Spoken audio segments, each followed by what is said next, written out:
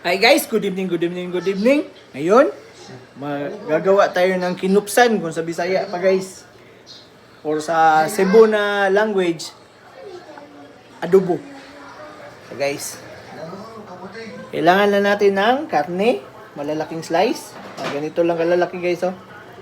Yan. Tapos lagyan ng bawang, asin, kunting bitchin, at saka kunting tuyo lang para madaling mag-brown. Okay guys? Tapos, maglagay tayo ng tubig, tapos pakuluan natin hanggang sa maging mantika yung tubig na yan guys, okay? Medyo kupis-kupis na, ayan. Mamula-mula. Okay, so. Ayan. So, ingat lang kasi lakas ng kulo-kulo niyan. Guys, ito na yung kinupsan natin. Okay, so kita na guys. Ayan yung kinupsan.